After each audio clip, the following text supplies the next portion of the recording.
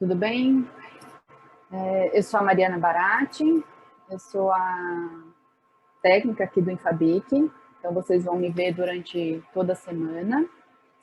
E esse ano aqui, devido à pandemia, né, essa demonstração era feita com vocês aqui, junto nos equipamentos.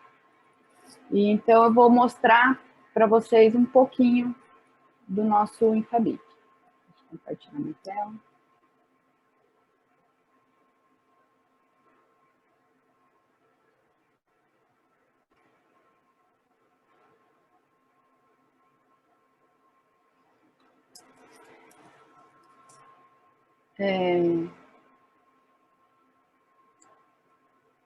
Então, o Infabic é o Instituto Nacional de Fotônica Aplicada à Biologia Celular.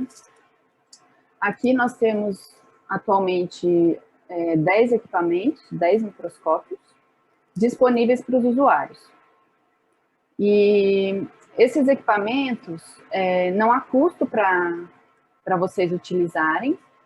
Qualquer pessoa pode vir utilizar, desde que seja de instituição, né, de alguma universidade, mas não precisa ser necessariamente da Unicamp.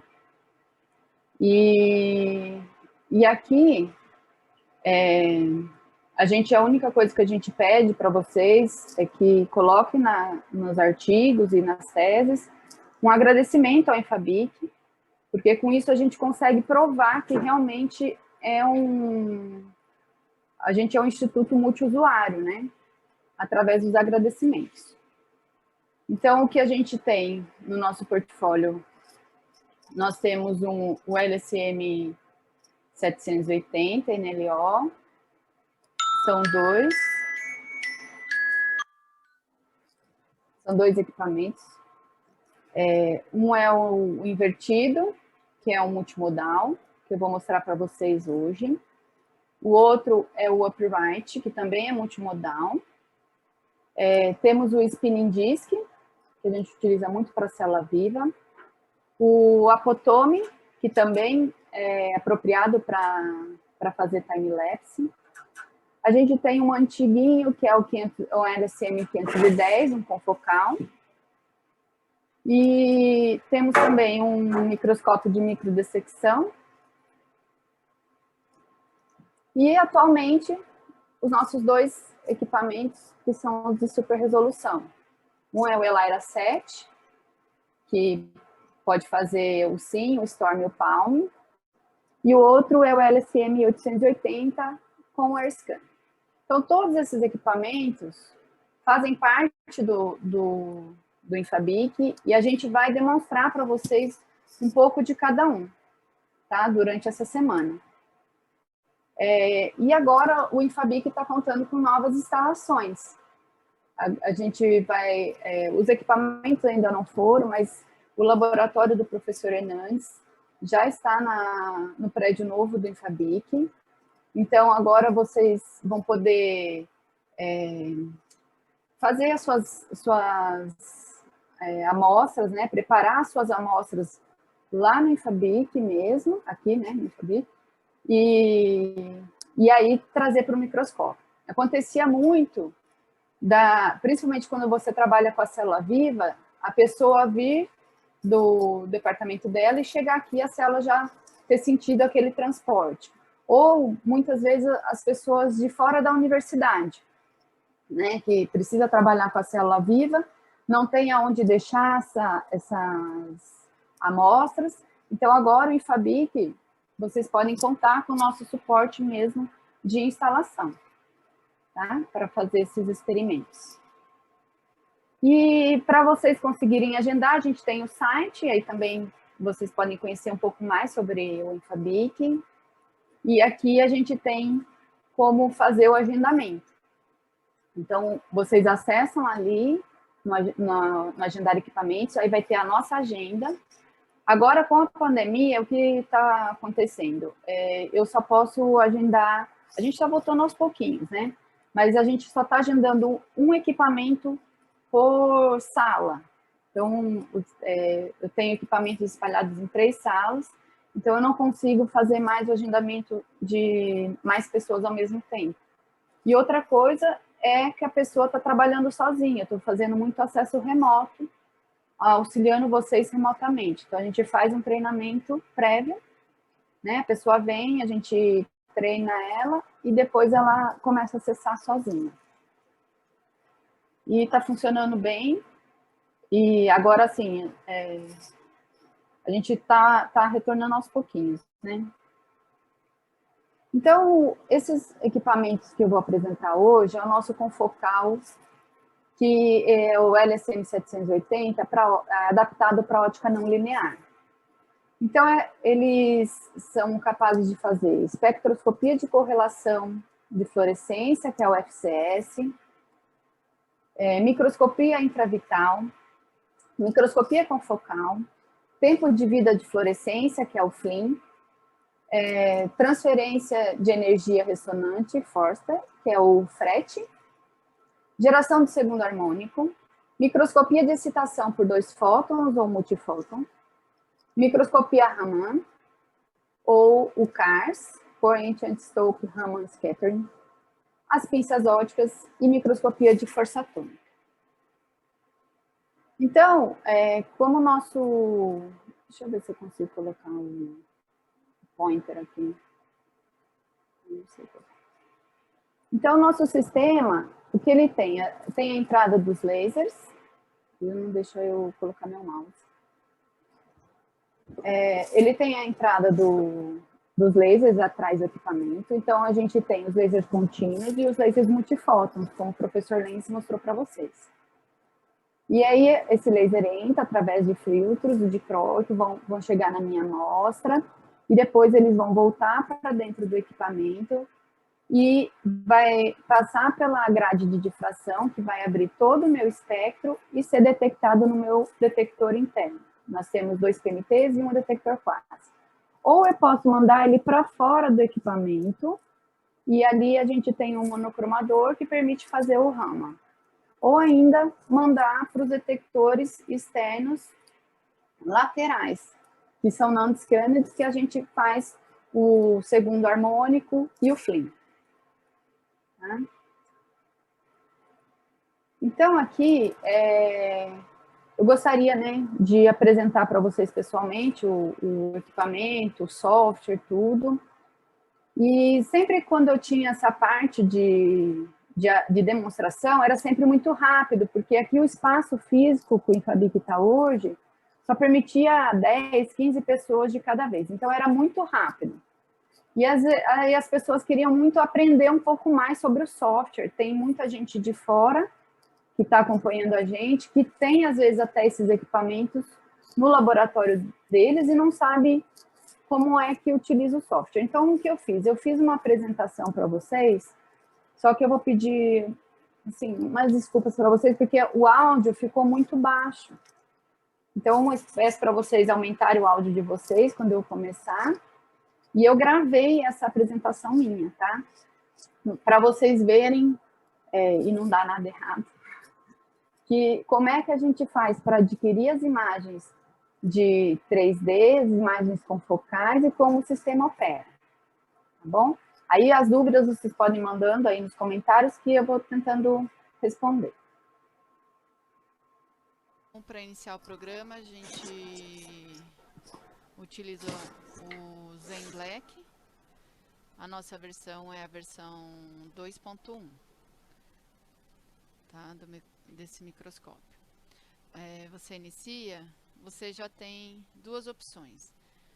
Ou processar imagem, que já é a imagem que você já adquiriu, e aí você quer somente melhorar, né, colocar barra de medida, essas coisas. Ou você inicia o sistema todo para aquisição da imagem, que é o que a gente vai fazer. E ao iniciar aqui, você tem a possibilidade de verificar como é que ele checa as conexões do sistema e se está tudo correto.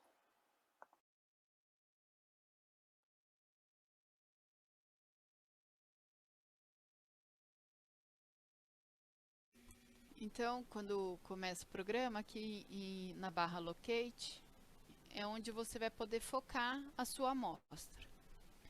Então aqui a gente tem as opções de filtros que você seleciona de acordo com o comprimento de onda que você tem do seu fluoróforo. Por exemplo, se você não tem nenhum marcador, põe na transmitida e vai acionar a luz transmitida, vai abrir o shutter e a lâmpada. Se você tem o DAP, pode focar aqui com o DAP, pode focar com o verde, que seria um GFP ou um Alexa 488, por exemplo, e aqui ele está habilitado, tá bom? Então aqui ele já aciona a lâmpada de fluorescência. Aqui também você pode controlar a incubadora. Então nós podemos colocar aqui, setar a temperatura que você quer que chegue e também acionar o CO2. Tá? Então a célula pode ser feita com célula viva. No caso aqui agora eu não estou trabalhando com a célula viva, é uma célula fixada, então não vou utilizar. Depois na barra Acquisition é onde você vai começar a setar seu experimento.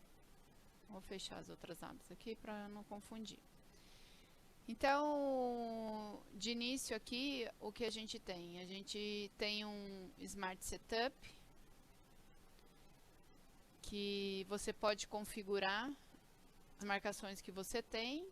Então, por exemplo, eu vou adicionar aqui essa minha amostra. Tem o marcador Alexa 647. Aqui a gente tem um banco de dados bem grande de marcadores, ó. Aqui são os mais recentes que eu utilizei. O 488. E eu tenho também um Alexa 555. Então são os 3 marcadores. Bom? E aí ele vai criar para mim as opções de aquisição de imagem. Então isso assim, para quando você nunca utilizou o programa ou não tem muita familiaridade com ele, é interessante até você utilizar, que a chance de você errar na sua marcação é menor. Porém,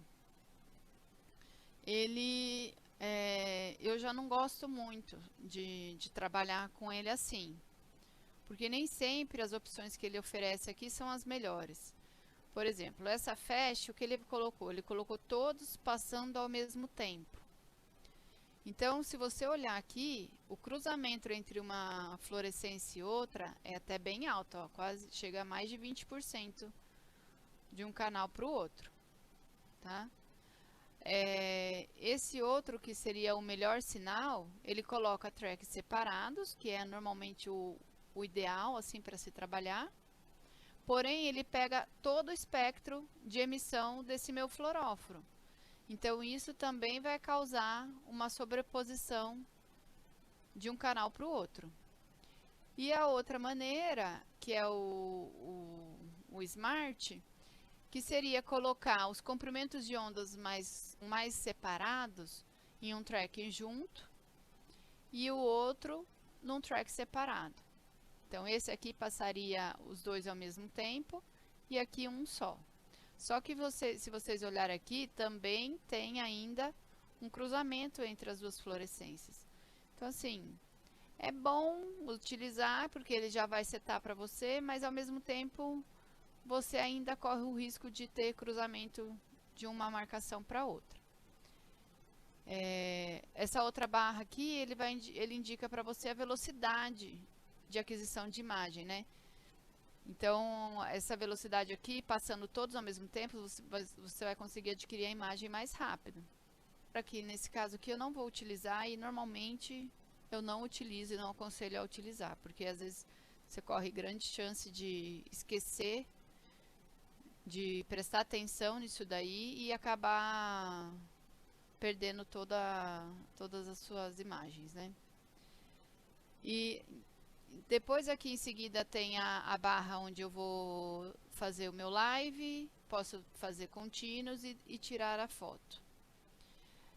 E essas opções aqui são as opções que você tem de acessórios no seu equipamento, que permite você fazer isso.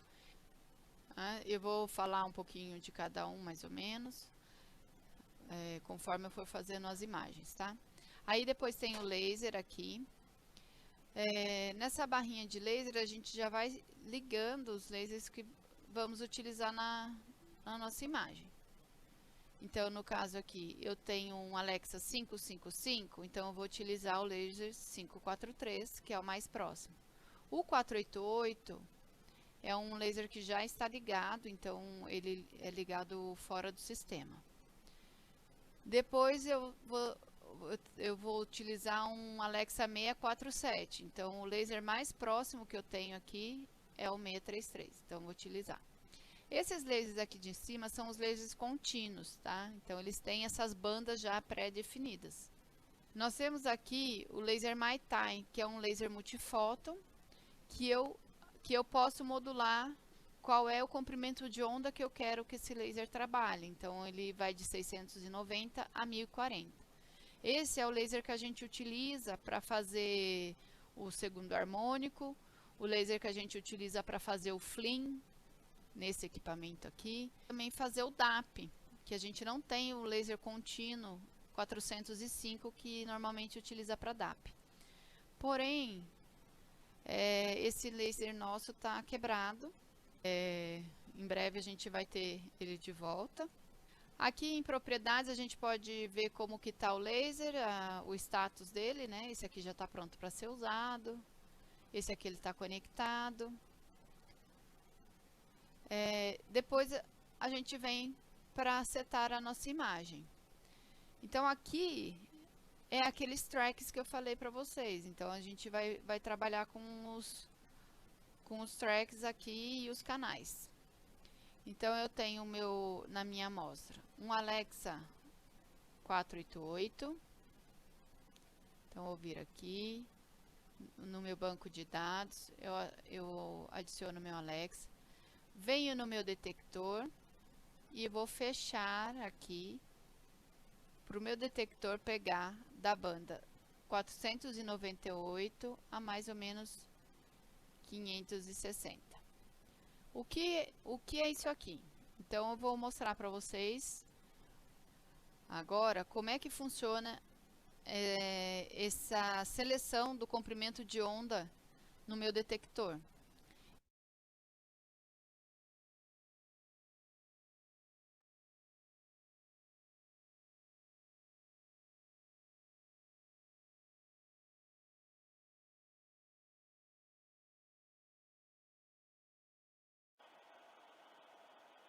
Então, nós temos esse detector quadro que tem 34 canais. Na verdade, são 32, com os dois PMTs laterais fica 34. Então, eu posso movimentar a minha barreira e selecionar, fechar o comprimento de onda. Ou eu posso movimentar o meu prisma e direcionar para os detectores laterais, para os PMTs laterais. Então, eu posso fazer tanto para um lado quanto para o outro. Aqui eu estaria usando os 3 detectores ao mesmo tempo, tá? E aí é assim que eu consigo selecionar exatamente qual é a banda que eu quero que cada detector pegue, tá? Então, é a movimentação, quando eu movimento aquela seleção do comprimento de onda que eu estou pegando, eu estou movimentando o prisma e essa barra, tá? Então eu posso direcionar para um lado, para o outro, ou fechar e deixar somente no detector central, no quasar. Então esse quasar ele tem 32 canais. E é esse detector que eu uso para fazer o espectral, que é o Lambda Mode, e consigo separar os comprimentos de onda.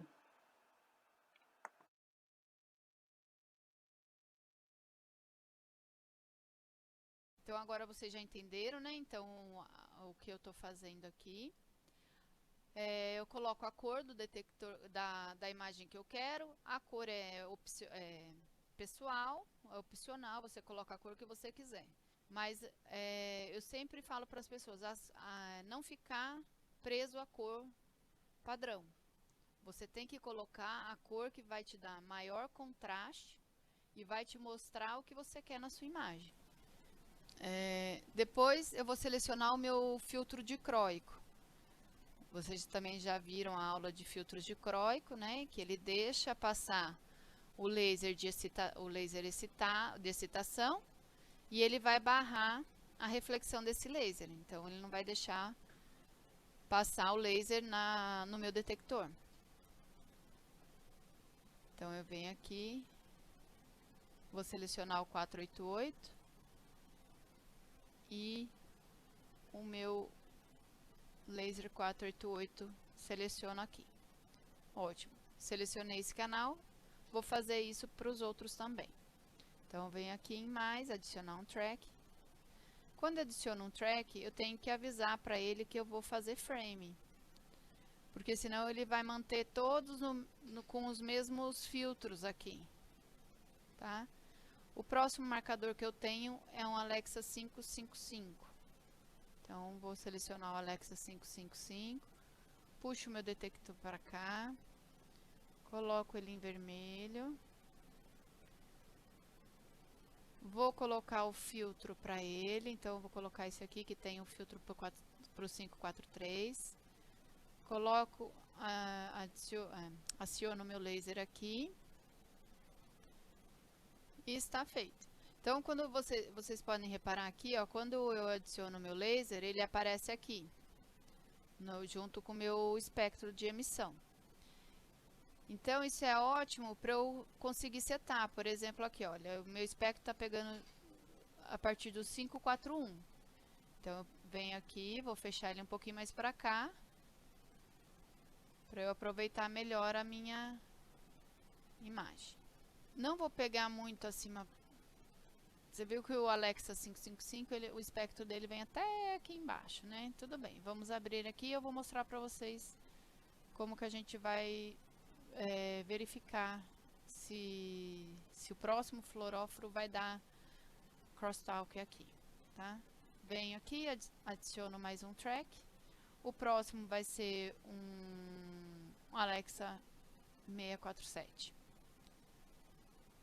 Como eu tinha explicado para vocês dos detectores, o ideal seria eu pegar os detectores, o detector PMT lateral, que ele é mais próprio para comprimento de onda mais longo. Porém, essa minha marcação é uma marcação um pouco antiga e não está tão forte, tá? E o detector espectral é um detector melhor, mais sensível. Então, eu vou utilizar ele para todos os marcadores.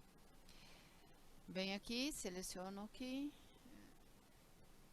coloco a minha cor, vou colocar ele magenta, coloco o meu filtro 633 e aciono o meu laser. Então, ótimo, meu laser está aqui, não está pegando, estou pegando a partir de 637 e posso pegar até o final. Então, esse detector aqui, ele só vai até 700 nanômetros, tá? Esse 647, ele começa a partir de 640, né? Então, eu posso deixar o meu marcador aqui até 640. Porque acima de 640 eu vou pegar o outro fluoróforo. E antes disso, não. Então, aqui tá ótimo assim, do jeito que eu setei. O 488 é a mesma coisa.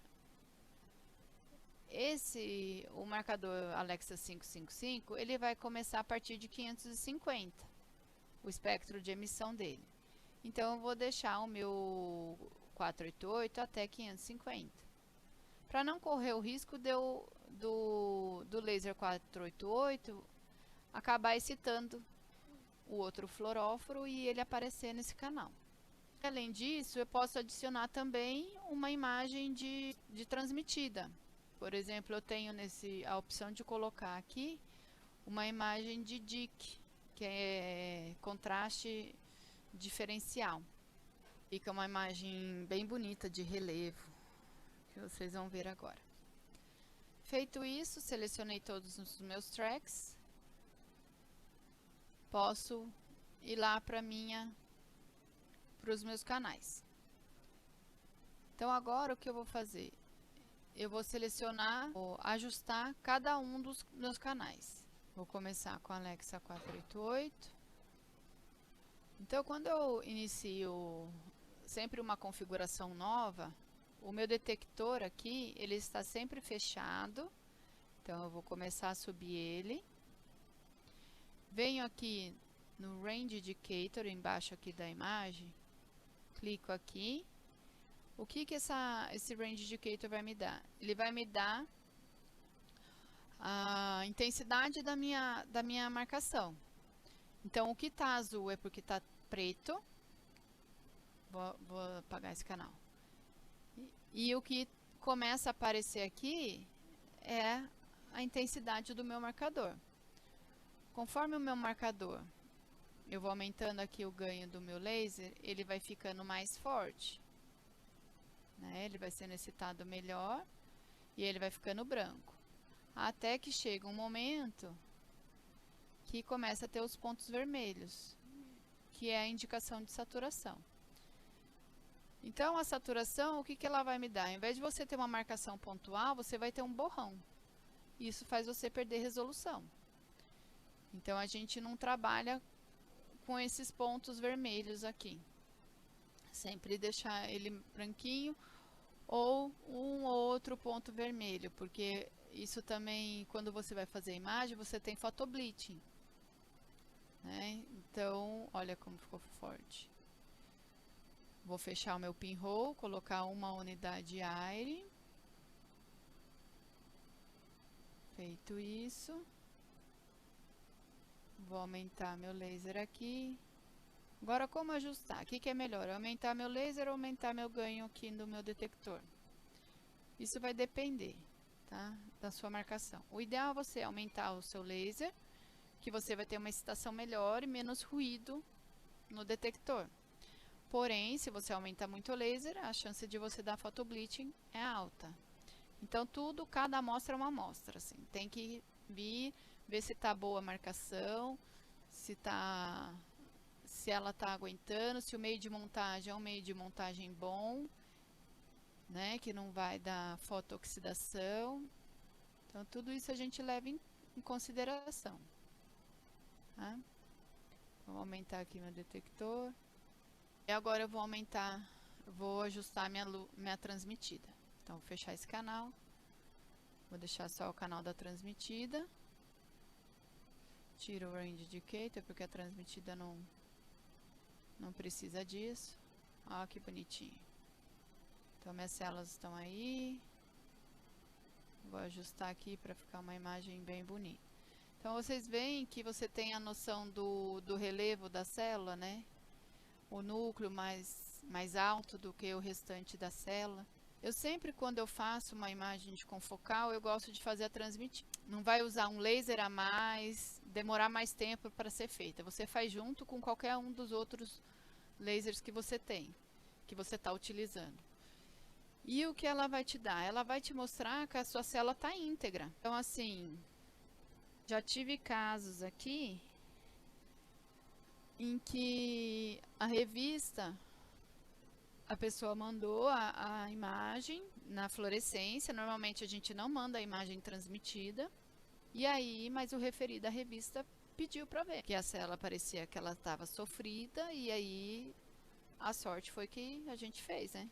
E pôde mandar para ele e foi aceito. Então, assim, eu sempre faço a transmitida junto, porque eu tiro qualquer dúvida da qualidade da sua amostra. Agora eu vou ajustar, fazer a mesma coisa com os outros canais. Então, seleciono um canal, dou live, ganho, Range Indicator, ganho, fecho o pinhole, aumento meu laser. Ah, que bonito. Um pouco de ruído no fundo.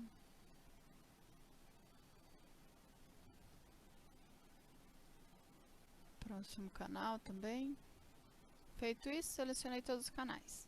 Qual é o meu próximo passo? Vou fazer um Z-Stack nessa amostra.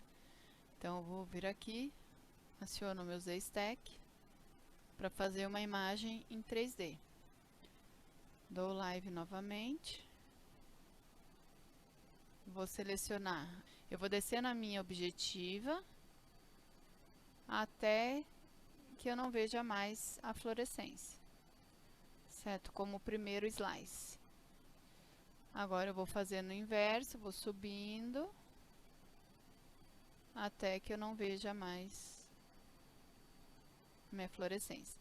Essa é uma célula que ela é uma cocultura, né? Então tenho dois tipos de celulares, um em cima do outro. Então ela está em camadas, né? Então o que eu tenho aqui de informação? Essa imagem ela deu 12 micrômetros, esse range que eu escolhi. Agora a gente seleciona todos os canais. Então vocês lembram que a gente apertou uma unidade AIRE para cada canal, ou seja, isso muda conforme o comprimento de onda, né? Então, quando eu venho aqui, para eu fazer o meu Z-Stack, eu tenho que colocar no ótimo.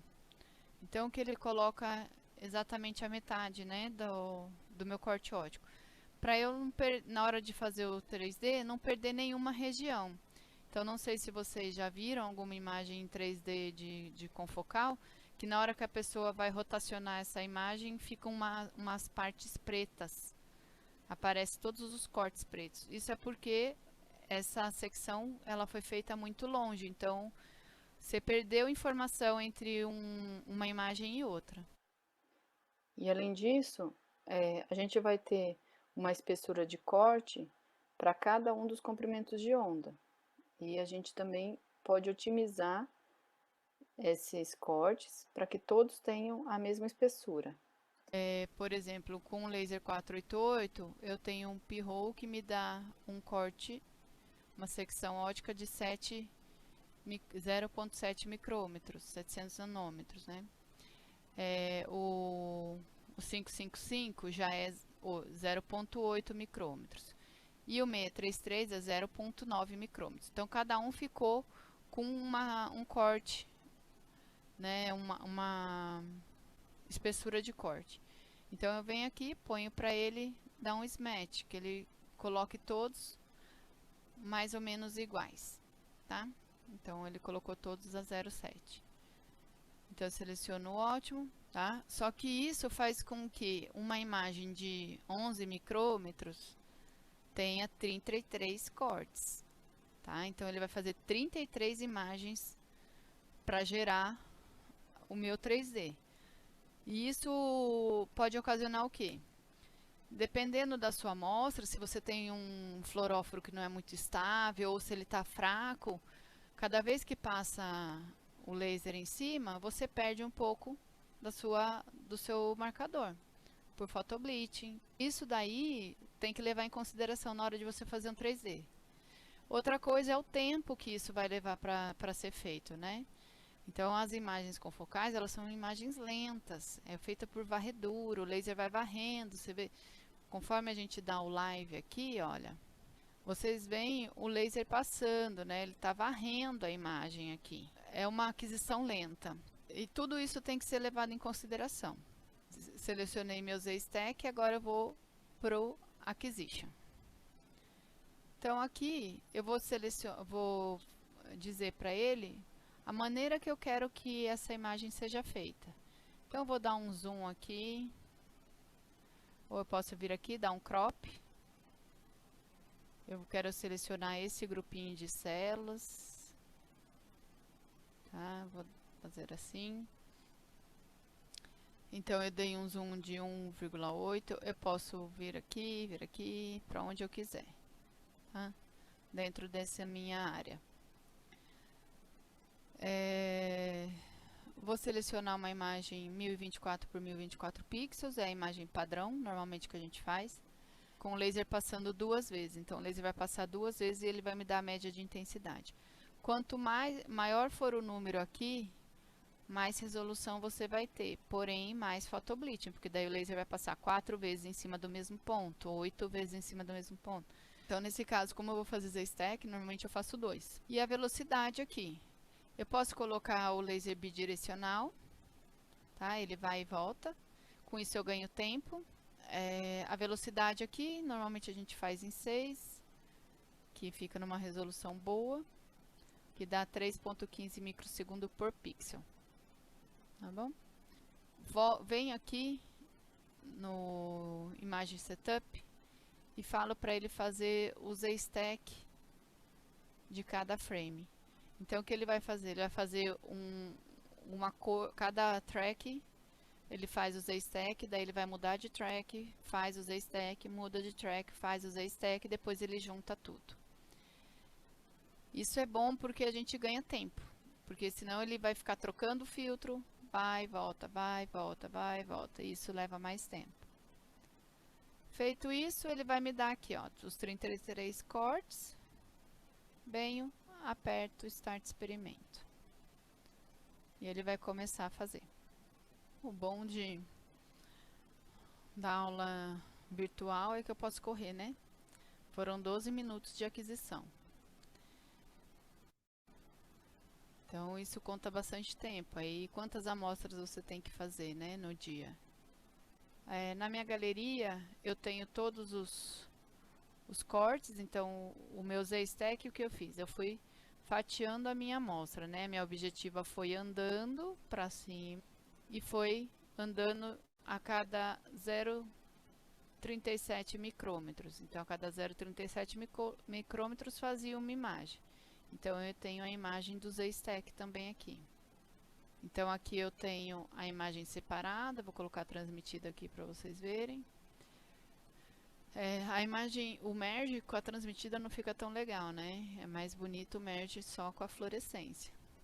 Então, se você quiser colocar no seu artigo transmitida na sua imagem, aconselho colocar ela sozinha e o merge você colocar só as fluorescências juntas. Isso aqui ao longo do Z-Stack, né? Então eu posso extrair cada uma dessas imagens também. A imagem 2D, posso andar aqui, posso pôr para ele fazendo. Então, a imagem 3D. Deixa eu tirar esse zoom. Olha que legal. Então tá aqui, ó. Eu posso rotacionar a minha imagem. Venho aqui. 3D. Posso escolher outros tipos de... Posso escolher outros tipos. Esse aqui fica legal quando eu dou Best Fit. Ela fica fofinha, né? Aí tem várias maneiras de você mostrar. Aí vai do que você precisa. Ó, que legal. Então eu posso criar a minha imagem que eu quiser, colocá-la dentro de um quadrado, colocar com... criar vídeos, por exemplo, uma panorâmica, pedir para ele aplicar, ele vai criar vídeos. E aí eu passo a ter vídeo da minha imagem rodando. Olha que bonito.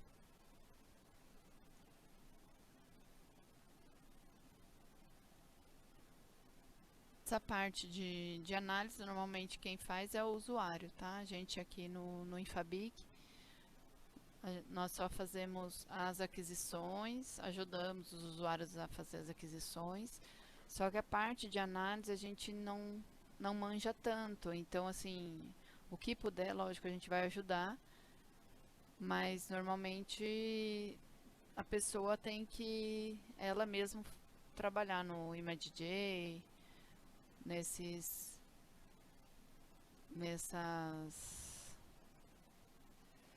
programas de análise de imagem, tá bom?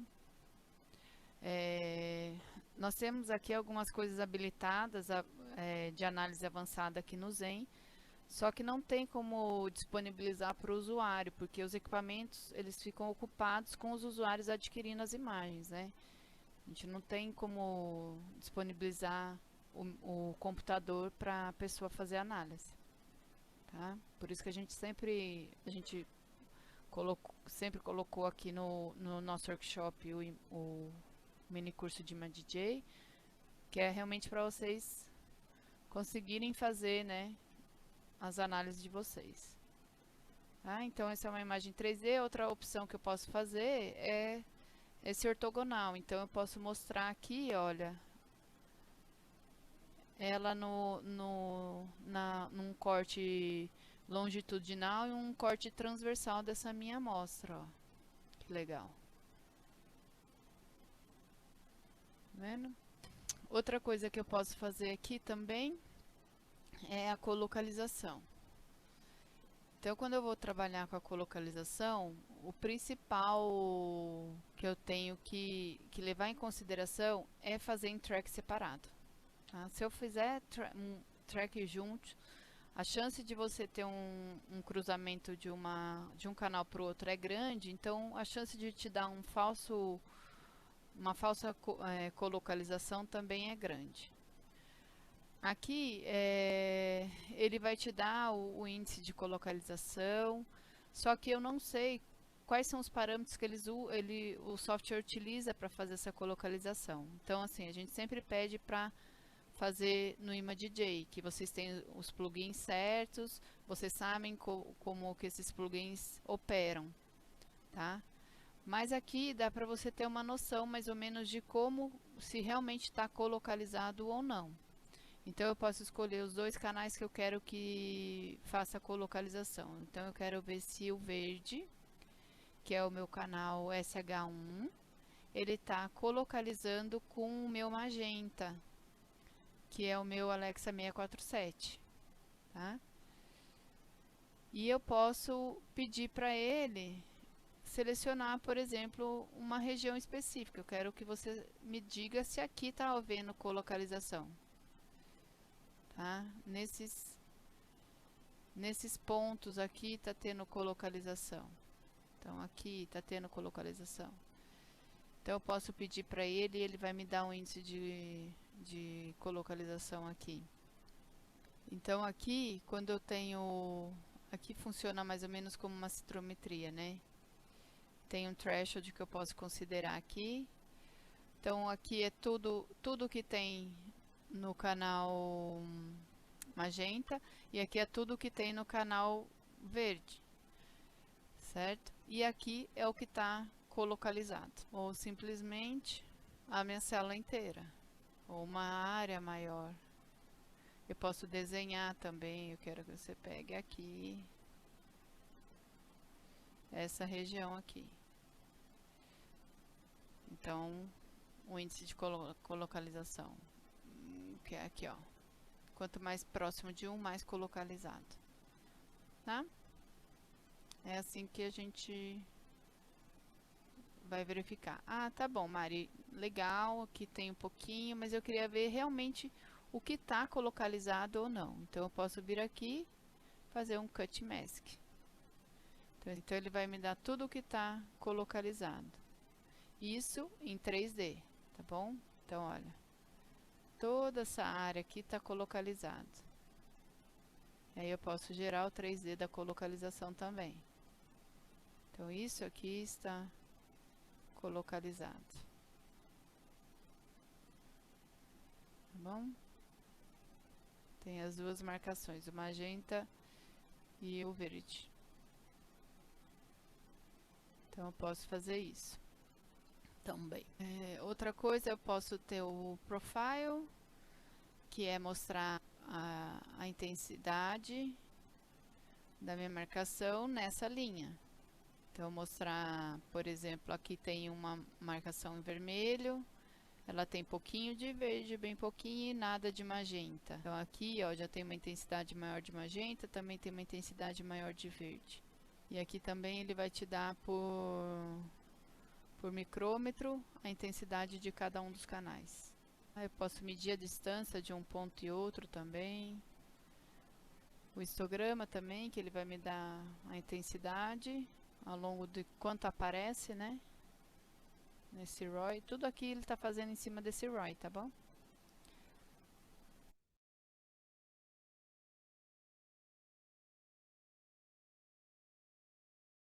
Agora eu vou mostrar para vocês a imagem espectral, né, que a gente pode fazer aqui. O espectral é o que? Eu usar aquele detector que eu tenho, o quasar, e ele vai separar para mim os comprimentos de onda. Então isso é muito bom quando a gente trabalha com amostra que a gente não sabe qual é o comprimento de onda dela. O que acontece muito é ou autofluorescência, né? No caso de planta, planta tem muita autofluorescência. Então aqui eu coloquei uma planta, então a imagem transmitida dela, e agora a gente vai ver a autofluorescência dela. E se a gente consegue separar os elementos dessa planta pelo comprimento de onda. Então isso é muito útil para a gente nortear assim, quem vai caracterizar algum composto e quer saber exatamente qual é o espectro de fluorescência desse composto, dá para fazer aqui. Tá? O Lambda Mode a gente também usa ele para fazer, quando faz o CARS, que você tem a soma de frequência e tem o CARS. O segundo harmônico, para você provar que é segundo harmônico, a gente também usa o espectral. Então, é bem legal. Então, aqui no meu programa, no Image Setup, eu vou vir para o Lambda Mode. Então, eu venho para o Lambda Mode, ele já abriu o meu detector inteirinho, que vai de 410 a 691 nanômetros. E eu posso selecionar também o quanto eu quero que cada, são 30 canais, né? Que cada um dos canais receba quantos nanômetros do meu espectro. Então esse aqui vai andar de 2.9 a 2.9 nanômetros em cada detector. Só que quando eu faço essas opções abaixo de 8.7, ele não faz todos os canais ao mesmo tempo, ele vai direcionando o comprimento de onda para cada um dos detectores. Esse 8.7 já faz automatizado todos os 30 canais, desculpa. Então eu posso também utilizar o espectral aqui, os 30 canais, e adicionar ainda os PMTs. Tá? Então eu fico no total com 32 canais nesse equipamento. Feito isso, o que eu vou fazer? Vou selecionar um comprimento de onda, o mais baixo que eu tenho aqui é o 458. Seleciono ele, o filtro dele, né? Seleciono o laser aqui, o filtro dicróico. Então não adianta eu pegar no meu espectro o que vem aqui para trás, tá? Porque eu não vou conseguir detectar nada abaixo de 458. Se eu tivesse um laser multifóton aqui ou 405, eu já poderia pegar o espectro todo. Então vou dar o live e verificar o Lambda Mode dessa planta.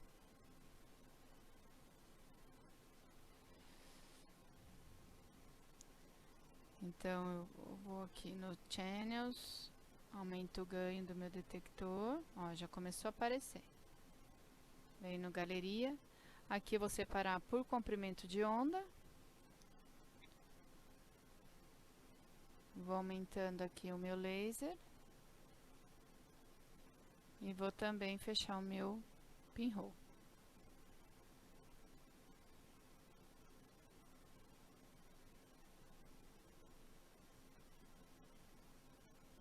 Olha aí, eu tenho alguma coisa aparecendo aqui no comprimento de onda mais curto e alguma coisa aparecendo aqui no meu comprimento de onda mais longo, né? No caso aqui deve ser cloroplasto. Ok, vamos ver, pegar a estrutura aqui diferente. A inflorescência. Então posso fazer um 3D também do espectral, que fica bonito. Então vou fazer uma imagem aqui. E 24, velocidade 6, passando o laser 4 vezes. Vou dar um snap.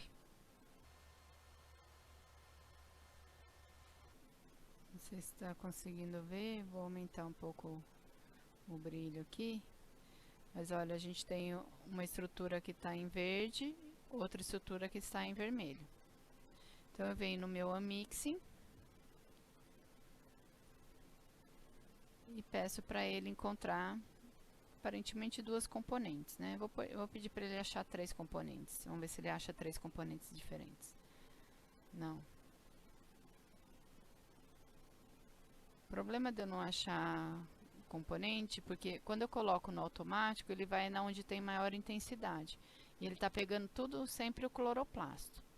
Então eu não vou colocar no alto. Vou deletar aqui. E eu mesma vou determinar para ele onde eu quero o espectro. Então eu tenho um espectro aqui, que é do meu cloroplasto.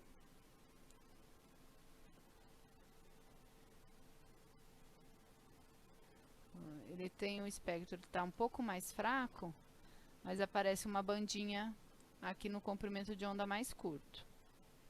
Tá? Vou tentar pegar um outro aqui, que eu tô vendo que essa pontinha aqui, ela tá mais amarelada. Vamos ver se ele consegue extrair para mim.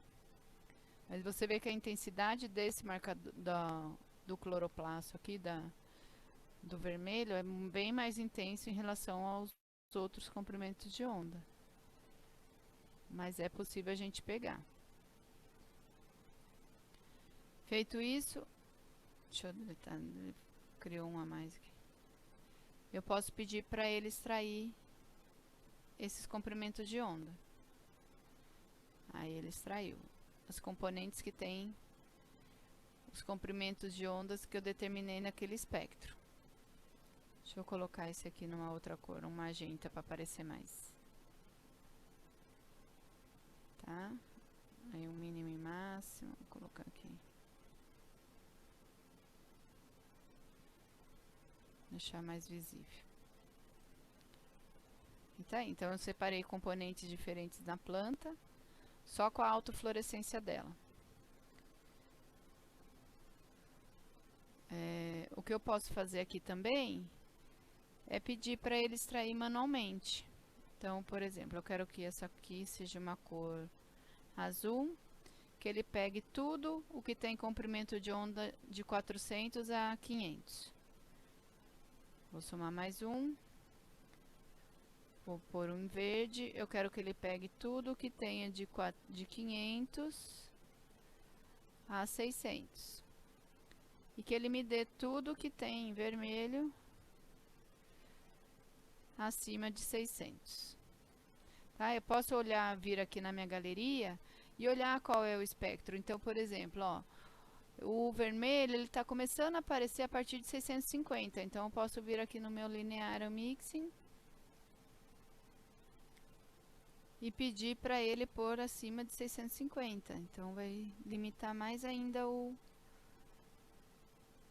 aquela componente. E esse aqui eu posso aumentar mais um pouco o espectro. Tá bom? Ó, e você vê que você consegue observar também aqui em cima os espectros. Peço para extrair. E aí está. Então, ele extraiu essa cor aqui, foi ingrata. Ele extraiu 3 componentes diferentes. Tá? E aí eu posso fazer isso para todos os comprimentos de onda, né? Porque você tem dentro de uma planta ou de alguma amostra, você pode ter diferentes compostos que florescem em diferentes comprimentos de onda. E aí você vai testando cada um dos lasers, por exemplo. Agora eu vou testar o 488. Olha aí que lindo quando eu testo o 488, olha. Separo aqui, olha. Que bonitinha, ela aparece aqui nesses comprimentos de onda mais curto e desaparece nos comprimentos de onda mais longo. Vou colocar um pouquinho mais aqui. Vou dar até um zoom da minha estrutura que eu tô querendo ver. Apertar stop.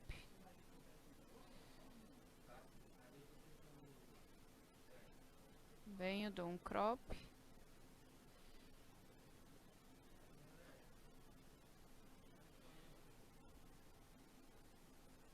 Um live. Focar mais ela bonitinha. Certo? Vou fazer agora então a minha imagem. 1024 por 1024, passando 6 vezes.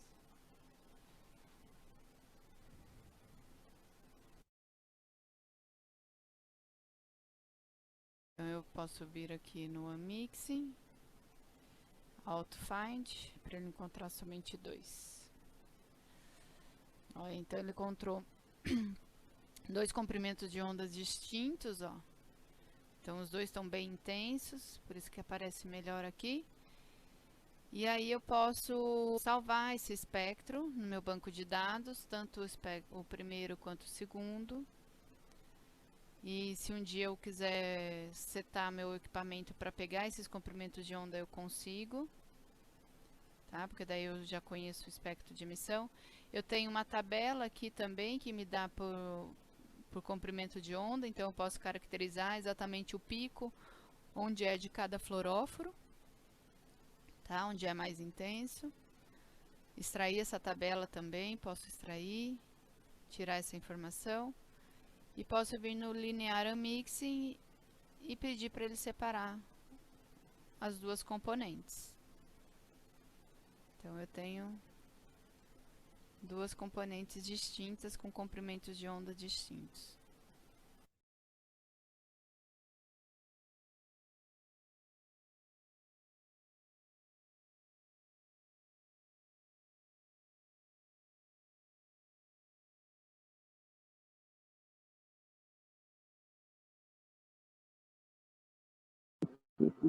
Aí, estamos de volta. Então, eu mostrei para vocês um pouco, né, do equipamento, como é que as possibilidades que ele pode fazer para vocês, de coisas. Então, a ideia nossa é abrir um leque de possibilidades para vocês de aplicação do Confocar, tá bom? E eu tenho algumas perguntas que teve aqui da Vanessa, se ela pode colocar a opção Smart Setup para fazer o shift depois. Pode fazer, não tem problema. Só que a gente acaba às vezes esquecendo. Você faz o Smart Setup, olha e tá tudo bonitinho, né? E a gente acaba esquecendo de fechar realmente e verificar se uma banda está passando na outra, né? Num canal no outro. E outra coisa foi do Daniel, que perguntou o que é photobleaching. Então, assim, o photobleaching, o que acontece? Para você ter a emissão da fluorescência, né? Então, você tem o seu elétron no estado estável, né? E aí, quando você excita com laser, ele passa para o seu estado excitado. E quando ele está no estado excitado e cai de volta para o seu estado basal, assim, ele emite o fóton. Então, é isso que faz. Então, você põe o laser excita o elétron fica no outro orbital, e quando ele cai, ele volta para o seu estado estável e emite o fóton. E, às vezes, quando a gente coloca muito laser, ou várias vezes o laser fazendo isso com o elétron, ele chega uma hora que ele não volta mais. Então, ele vai para outro orbital e não cai. E aí, ele não emite mais fóton. E isso é irreversível. Então, a gente acaba perdendo mesmo, tá? Então, a gente tem hoje os nossos meios de montagem, que ajuda a segurar bastante. Também tem a fotooxidação, né? Que mantém mais esses marcadores estáveis, tá? E acho que foi isso só, né, Breno? Então, hoje a gente encerra por aqui. Obrigada a todos que ficaram com a gente até agora. E amanhã tem mais. Aguardo vocês.